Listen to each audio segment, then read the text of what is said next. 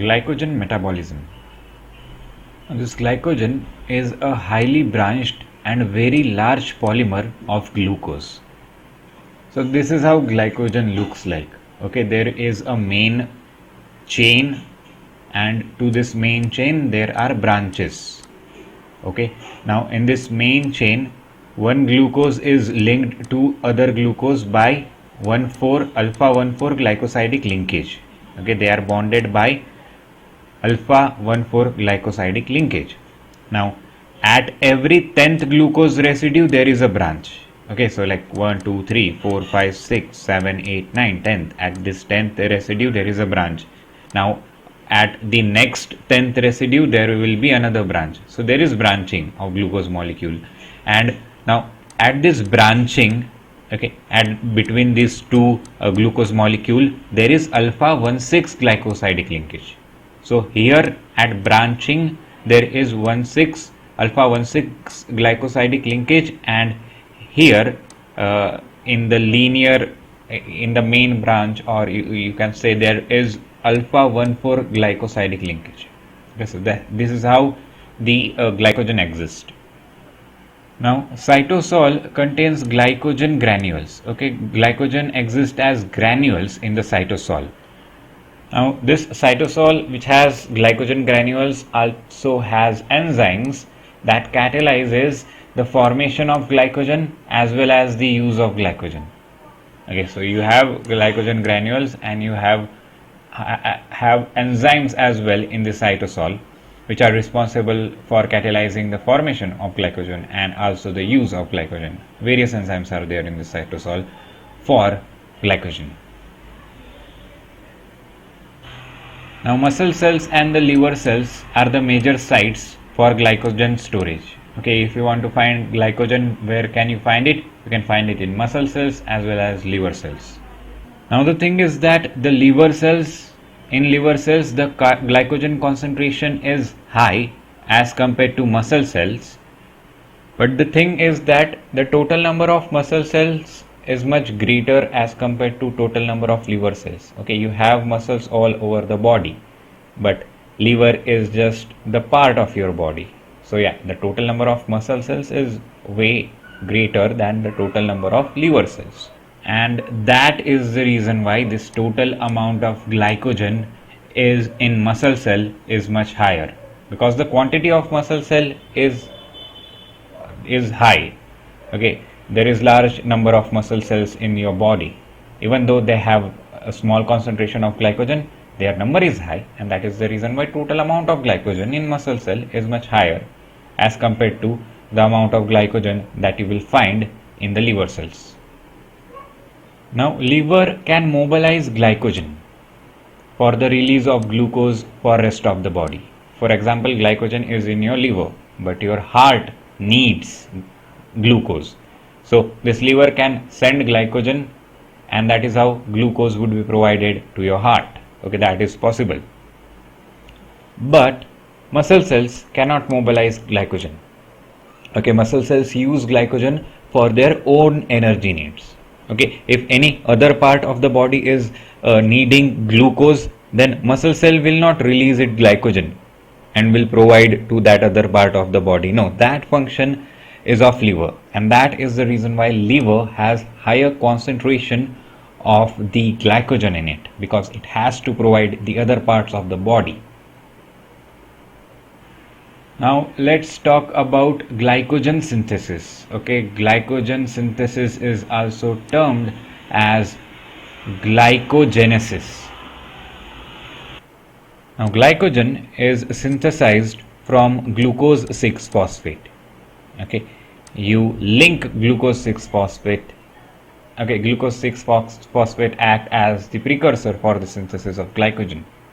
Now glycogen synthesis takes place in muscle cells and liver cells, and in these two cells the glycogen is stored as glycogen granules.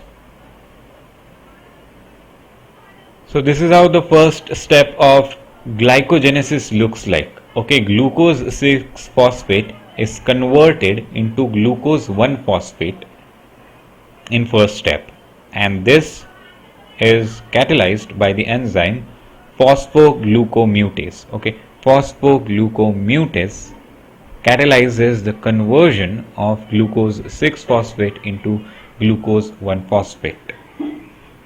Now this glucose 1 phosphate that we have obtained from glucose 6 phosphate is then activated. Okay, and this so-called activated glucose 1 phosphate is then able to incorporate into glycogen. You cannot activate glucose 1 phosphate into glycogen. You need to activate it and then it will incorporate into glycogen. Now this uridine diphosphate glucose or UDP glucose is the activated form of glucose 1 phosphate.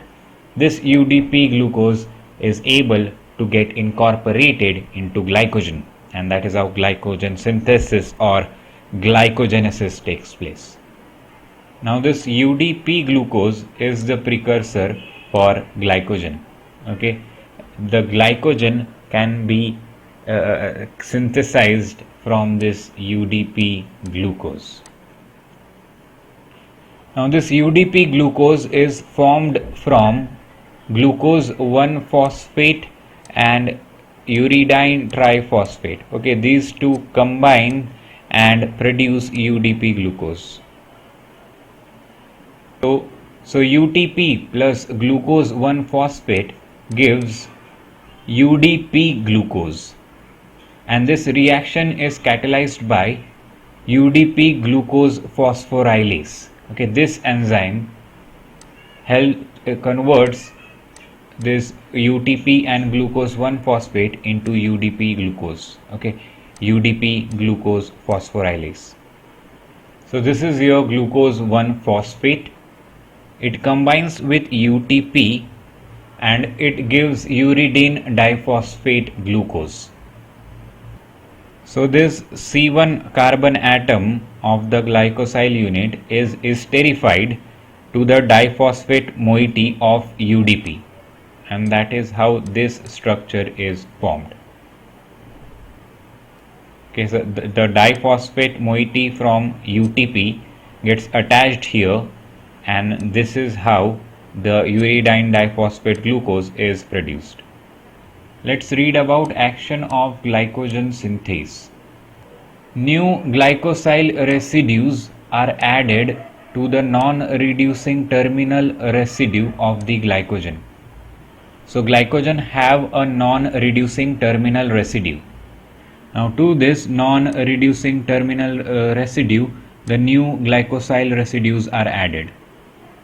Now this activated glycosyl unit, that is UDP glucose, is transferred to the hydroxy group, which is at C4 terminus of glycogen, and then this UDP forms alpha 1,4 glycosidic linkage with the hydroxy group at C4 terminus of glycogen. Now in the process of elongation, the UDP of UDP glucose is displaced by the terminal hydroxy group of growing glycogen molecule.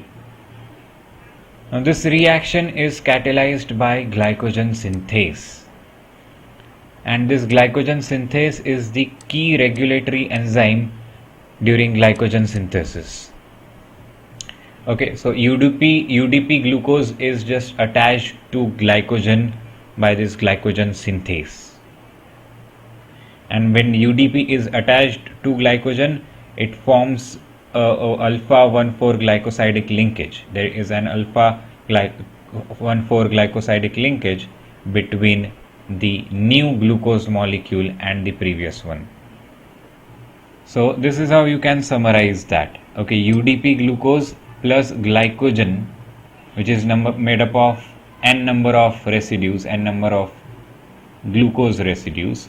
When these two things combines, UDP is released and the glucose gets combined with glycogen, and now in that glycogen you have n plus 1 residues. That plus 1 came from this glucose. Okay, after the glucose is attached to glycogen, this UDP is released. Now this glycogen synthase will only add glycosyl residues if your polysaccharide chain already contain more than 4 residues. So consider this as a polysaccharide chain. Okay, it contains 4 glucose residue in here, and if there are 4 glucose residue already present, then glycogen synthase can add one more glucose residue to it. But if 4 glucose residues are not present, then glycogen cannot add one more glucose to it. That is how glycogen synthase works. And that is the reason why glycogen synthesis requires a primer. Okay, this 4 glucose molecule attached to each other by alpha 1,4 glycosidic linkage. This is the primer for glycogen synthesis. This you can convert into the long chain of the glycogen. You cannot start glycogen synthesis from just one molecule of glucose with the help of glycogen synthase, of course. So glycogenin is that molecule which acts as a primer for glycogen synthesis. Okay, glycogen synthesis starts from glycogenin. Now this glycogenin is a protein which contains 2 identical subunits. Now this subunit of the glycogenin is made up of oligosaccharides. Now this oligosaccharide is made up of few glucose units which are linked by alpha 1,4 glycosidic linkage. Okay, so glycogenin is your primer for glycogen synthesis. You start your glycogen synthesis by glycogenin. Okay, you add glucose to glycogenin, and that is how the long chain of glycogen is formed. And what is glycogenin? The glycogenin is a protein which is made up of 2 identical subunits. Now this subunit of glycogenin contains oligosaccharide which is made up of few glucose units which are linked by alpha 1,4 glycosidic linkages. Now consider glycogenin subunit. Okay, in glycogenin subunit there is a tyrosine. Now to this tyrosine the reducing end is covalently attached. Now what is this reducing end? Now we saw that in glycogenin subunit there is an oligosaccharide chain. Okay, so the carbon 1 of that oligosaccharide chain is your reducing end, and this carbon 1 reducing end is covalently attached with the tyrosine present in the glycogenin. Now the question is how this primer is formed on which the glycogen synthase works and extend the glycogen molecule. Now each subunit of glycogenin catalyzes the addition of few glucose units to its partner glycogenin dimer. Okay, to this glycogenin dimer there is addition of few glucose units, and that is catalyzed by each subunit of glycogenin. Now UDP glucose acts as a donor in this autoglycosylation process. So after the synthesis of oligosaccharide, which is acting as the primer for glycogen synthesis, glycogen synthase extends the glycogen molecule. So in short, glycogenin is acting as a primer for glycogen synthesis. Okay, glycogenin contains an oligosaccharide. Okay, glycogen synthase is that enzyme that extends this glycogenin into a long chain of glycogen. Now let's read about the formation of branch chains. Now the thing is that glycogen synthase only catalyzes the alpha 1,4 glycosidic bond formation. Okay, but there are also alpha 1,6 glycosidic bonds Okay, that bond formation is not catalyzed by this enzyme. And the thing is that if only alpha 1,4 glycosidic bonds are formed, then that will lead to the formation of alpha amylose. Okay, alpha amylose is a glycogen that only contains a linear chain. Okay, only glucose linked to other glucose by alpha 1,4 glycosidic bonds. That is how the structure of alpha amylose is. So for the formation of alpha amylose, you only need this enzyme, that is glycogen synthase. So yeah, glycogen synthase cannot cause the branching of glycogen molecule, because in branching you have alpha 1,6 glycosidic bonds, right? And for the branching purpose you have a separate enzyme which is known as branching enzyme. Okay, simple name, branching enzyme. Branching enzyme will catalyze, of course, alpha 1,6 glycosidic bond. So when alpha 1,6 glycosidic bond will form, then it will lead to the branching of glycogen molecule. Now this branching enzyme is also known as amylo 1,4,1,6 transglycosylase. Okay, this is the other name of this branching enzyme. Now this branching enzyme moves a 7-unit segment of alpha 1,4 residues of glucose in a glycogen chain, and it moves that segment to a C6 hydroxyl group of a glycosyl residue, which is 4 residue away from the existing branch. Okay, in your glycogen there is a glucose.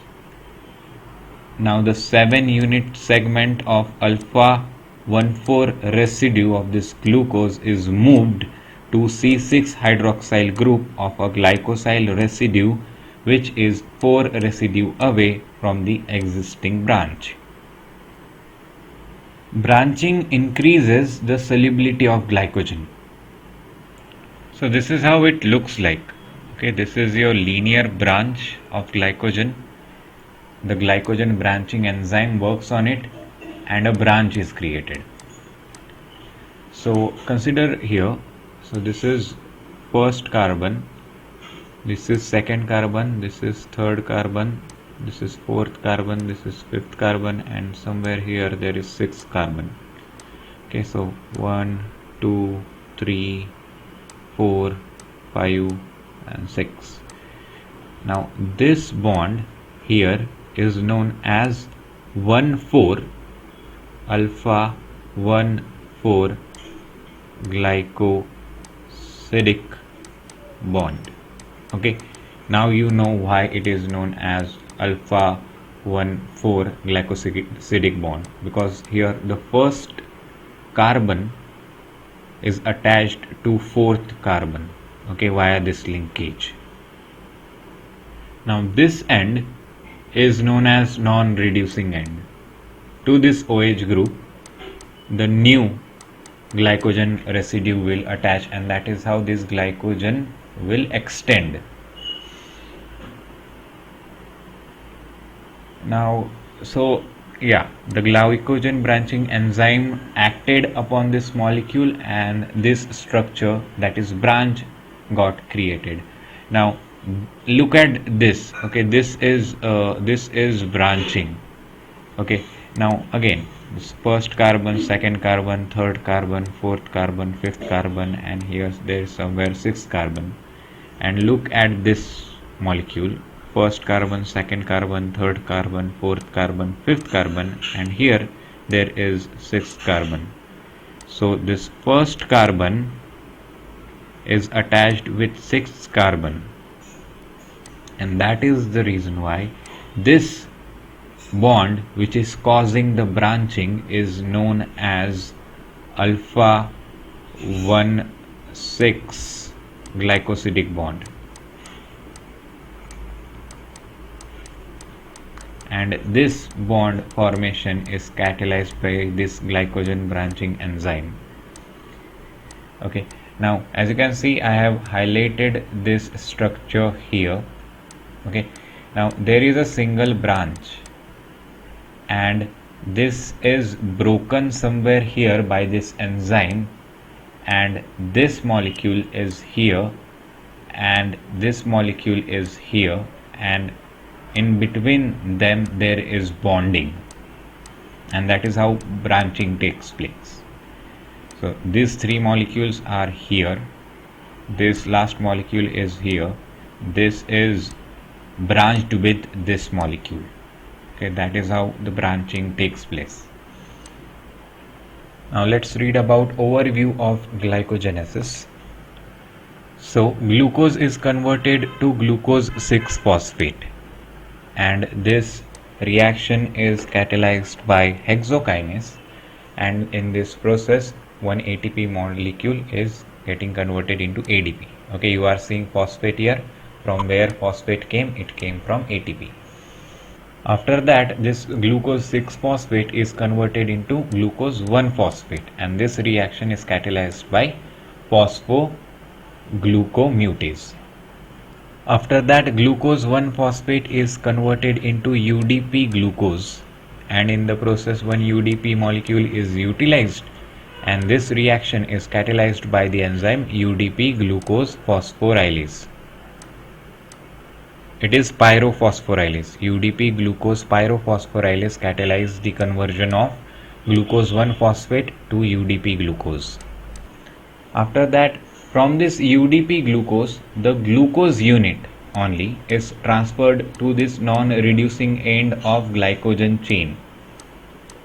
Okay, in glycogen chain you saw there is a non-reducing end which has an OH group.